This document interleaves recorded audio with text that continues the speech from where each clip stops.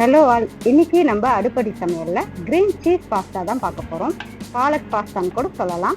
இது கிட்ஸுக்கு ரொம்ப ஃபேவரட்டான டிஷ்ஷா இருக்கும். வாங்க இந்த ஹெல்த்தியான கிரீமி சீஸ் பாஸ்தா எப்படி செய்யறதுன்னு பார்த்துடலாம்.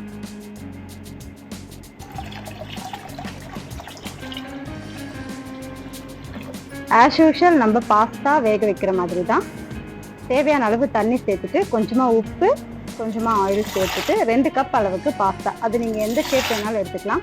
எல்போ ஷேப் தான் எடுத்திருக்கேன். எல்போ, பெண்ணே பாஸ்தா எது வேணாலும் எடுத்துக்கலாம். இது ஒரு 6 to 7 மினிட்ஸ் கிட்ட வேகட்டும். பாஸ்தா வெந்ததுக்கு அப்புறமா அது ஒரு நார்மல் வாட்டருக்கு மாற்றிடுங்க. அப்போ தான் பாஸ்தா ரொம்ப உதிரியாக இருக்கும். இந்த பாஸ்தா செய்கிறதுக்கு ஒரு க்ரீன் பேஸ்ட் ரெடி பண்ணிடலாம். 1 கப் பாலக்கீரையை வாஷ் பண்ணி ஹாட் வாட்டரில் 1 மினிட் வச்சிடுங்க. அப்படியே 1 மினிட்க்கு அப்புறம் நார்மல் வாட்டரில் சேர்த்துருங்க. அப்போ தான் அந்த க்ரீன் கலர் சேஞ்ச் ஆகாமல் இருக்கும். இப்போ ஒரு மிக்சி ஜாரில் 1 கப் வாஷ் பண்ண பாலக்கீரை, 1/2 கப் கொத்தமல்லி தழை சேர்த்துட்டு 4லிருந்து 5 பல் பூண்டு, ஒரே ஒரு பச்சை மிளகா, இதை விட கொஞ்சம் சின்னதாக சேர்த்தாலும் பரவாயில்ல, அதிகமாக சேர்க்க வேண்டாம். 2 டேபிள் ஸ்பூன் அளவுக்கு பால் சேர்த்துட்டு நல்லா அரைச்சி எடுத்துக்கோங்க. இப்போ ஒரு பேனில் 1 டேபிள் ஸ்பூன் அளவுக்கு பட்டர் சேர்த்துட்டு 2 நறுக்கி வச்ச பூண்டு பல் சேர்த்துட்டு நல்லா வதக்கிக்கோங்க. இது கொஞ்சம் வதங்கட்டும், ஒரு 2 to 3 மினிட்ஸ் வதங்கட்டும்.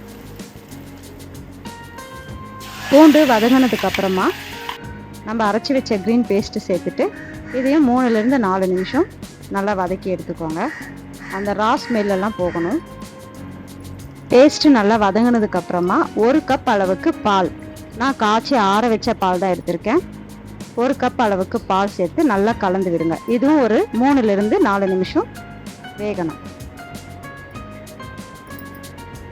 இந்த டைமில் கட் பண்ணி வச்ச சீஸ் கியூப், நான் 2 சீஸ் கியூபை கட் பண்ணி சேர்த்துருக்கேன். கூடவே தேவையான அளவு உப்பு, ஒரு 1/4 டேபிள் ஸ்பூன் அளவு பெப்பர் பவுடர், 1/2லிருந்து 1 டேபிள் ஸ்பூன் அளவு அரகனோ ஆர் மிக்ஸ்டு ஹெர்ப்ஸ் எது வேணாலும் நீங்கள் சேர்த்துக்கலாம். இது சீஸ்லாம் மெல்ட் ஆகிற வரைக்கும் நல்லா கலந்து விட்டுடுங்க. இப்போ சீஸ் கொஞ்சம் கொஞ்சமாக நல்லா மெல்ட் ஆகிட்டுருக்கு. இந்த மாதிரி க்ரீம் பதத்துக்கு வரணும்.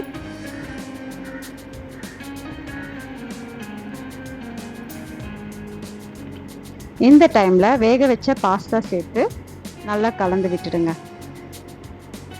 க்ரீன் மசாலாவோட இந்த பாஸ்தாலாம் சேர்ந்து நல்லா கலந்து வரட்டும். லோ ஃப்ளேமில் வச்சு ஃபுல்லாக கோட் ஆகிற வரைக்கும் கலந்து விடுங்க. இந்த அளவுக்கு வர வரைக்கும் நல்லா மிக்ஸ் பண்ணிகிட்டே இருங்க. இந்த அளவுக்கு க்ரீமியாக வர வரைக்கும் நல்லா கலந்து விட்டுட்டு சூடாக சர்வ் பண்ணுங்கள். வீட்டில் இருக்க எல்லாருக்குமே இது ரொம்ப பிடிக்கும். கண்டிப்பாக வீட்டில் ட்ரை பண்ணி பாருங்கள். நெக்ஸ்ட் வீடியோவில் பார்க்கலாம்.